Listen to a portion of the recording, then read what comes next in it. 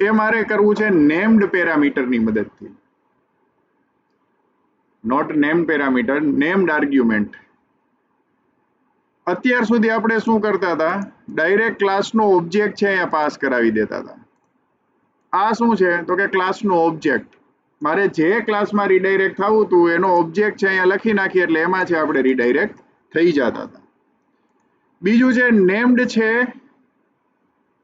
Named રાઉટની મદદથી કરી શકાય. એમાં હોમ છે એ નીકળી જશે, એમાં અહીંયા આવશે એક ઇનિશિયલ રાઉટ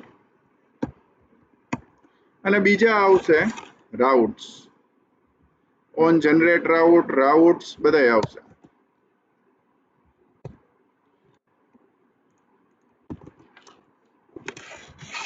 અને રાઉટ્સ. હવે આપણે અહીંયા અલગ અલગ રાઉટ્સ છે એ ડિફાઇન કરવાના છે. લાઈક કહી શકાય કે ભાઈ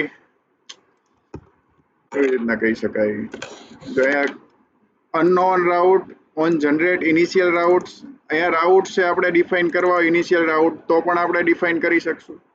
અહીંથી રિટર્ન કરી દીધું કે ભાઈ ઇનિશિયલ રાઉટ છે આપણું કે ડેશબોર્ડ પેજ.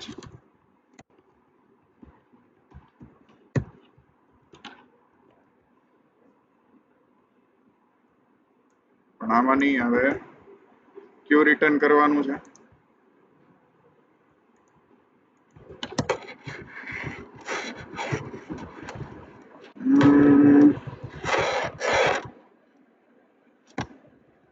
એક જ સેકન્ડ.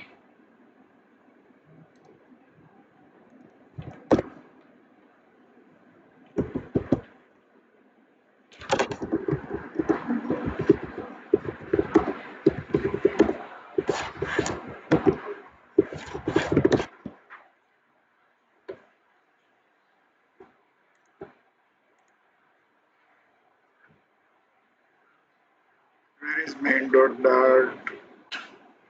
Routes. Yes.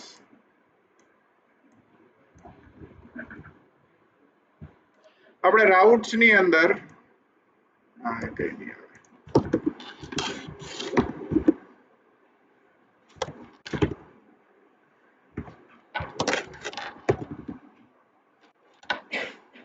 અહીંયા આવી જશે ડેશબોર્ડ,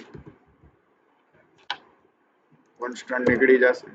હવે મારે સૌથી પહેલું રાઉટ જે રાખવું હોય છે હું અહીંયા આપી દઈશ તો પણ છે એ મને, જો અહીંથી આપણે હોમમાંથી ડેશબોર્ડ કાઢી નાખ્યું છે છતાં પણ મારે છે અહીંયા રીડાયરેક્ટ કરશું તો આપણને ડાયરેક્ટ એ પેજ ઉપર જ લઈ આવે છે. હવે આપણે જે છે બીજું રાઉટ ડિફાઇન કરી.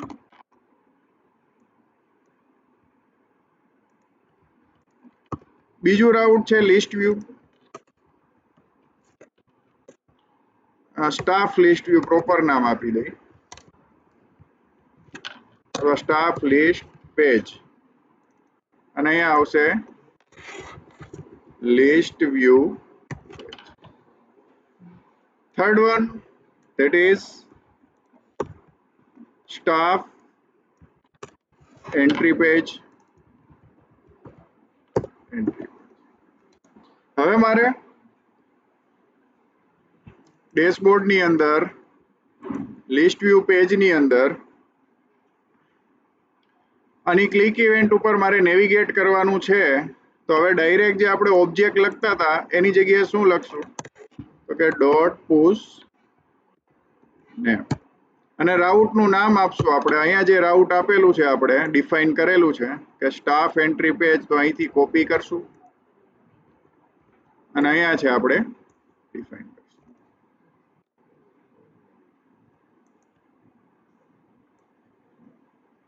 ક્યાં વાંધો આવ્યો?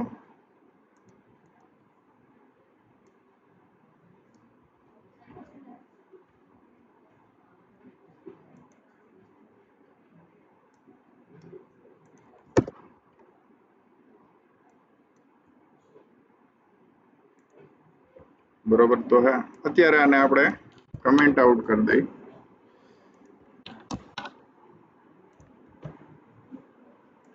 રન કરી અને જોઈએ કે આમાં નેવિગેટ થાય છે કે નહીં.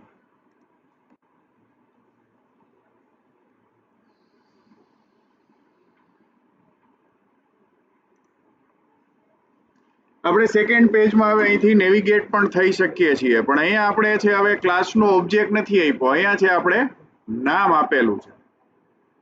અહીંયા હવે હું અહીંયા એન્ટ્રી લખેલું હતું અને અહીંયા લિસ્ટ વ્યૂ પેજમાં એન્ટ્રી છે. હવે અહીંથી ભૂલથી પણ મારાથી વાય છે એ નીકળી જાય છે તો શું થાય છે એ જોઈએ.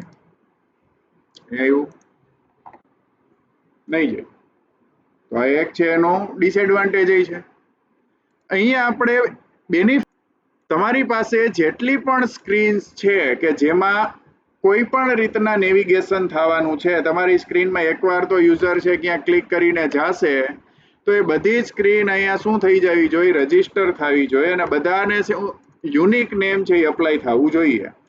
સેમ નામ આપી તો હવે આપણે સેમ નામ આપેલું છે બે અલગ અલગ પેજની અંદર અને હવે આપણે જે નેવિગેટ કરવાની ટ્રાય કરીએ તો શું થાય છે, કાંઈ નહીં. અગેન કાંઈક એરર આવી જોઈએ. એરર આવી છે. એરર શું કહે છે, could not find a generator for route. Okay, હા, અહીંયા આપણે પાછું સ્ટાફ લિસ્ટ પેજ છે એ આપ્યું નથી, અહીંયા આપી દઈ. હવે આ નામ રજીસ્ટર થયેલું છે, ઓલું હતું જ નહીં. હવે રન કરી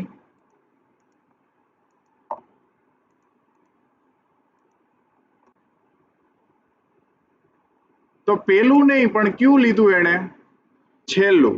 છેલ્લું શું કામ લીધું? હવે મેં અહીંયા ચેન્જ કરી નાખ્યું તો હવે પાછું એન્ટ્રી પેજમાં જ જશે કે લિસ્ટ વ્યૂ પેજમાં જશે?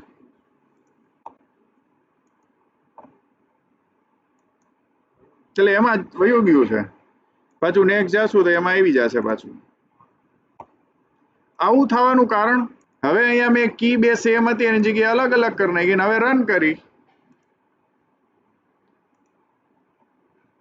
લિસ્ટ વ્યૂ પેજમાં રીડાયરેક્ટ થઈ ગયું. પાછું એન્ટ્રી પેજ કરી નાખીએ આપણે.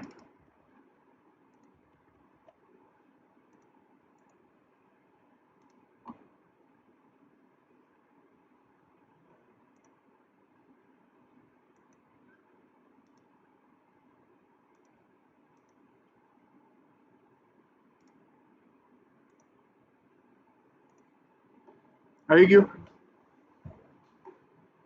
હવે અહીંયા મારે ઇનિશિયલ રાઉટમાં હું આ લખું તો ચાલશે કે નહીં ચાલે, રન થશે કે નહીં થાય?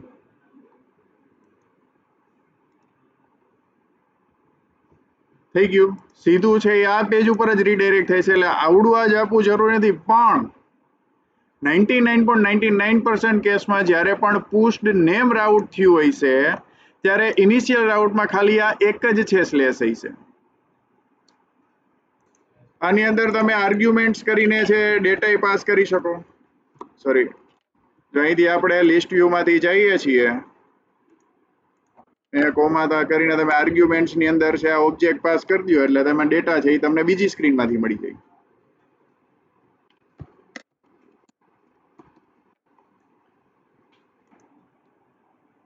ડેટા છે એ બધો વેરિયેબલમાં અત્યારે સ્ટોર કરી છે. લિસ્ટ, સ્ટાફ લિસ્ટ અને સ્ટાફ લિસ્ટ ની અંદર અમે 3 રેકોર્ડ સેવ કરીને રાખ્યા છે. હું રન કરીશ એપ્લિકેશન એટલે 3 રેકોર્ડ છે મને દેખાય છે. અહીંયા હું એક નવો રેકોર્ડ એડ કરું છું.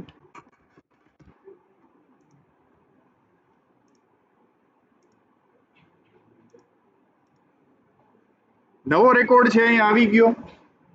હવે પાછું હું આને રન કરીશ તો શું થશે? જે આની અંદર રેકોર્ડ નથી એ બધા રેકોર્ડ છે એ ડિલીટ થઈ જશે. શું કામ આવું થાય છે? તમે એપ્લિકેશનને બંધ કરીને ચાલુ કરશો એટલે બધું જ છે એ 0 કરીને આગળ હાલશે. એનું અકાઉન્ટિંગ છે એ ત્યાંથી 0 થી જ ચાલુ થાય દર વખતે. પછી જેટલા વેરિયેબલ બને એ વેરિયેબલ છે હીપમાં ક્રિએટ થતા જઈને યુઝ થાય. તો હવે આ પ્રોબ્લેમને કેવી રીતના સોલ્વ કરી શકાય?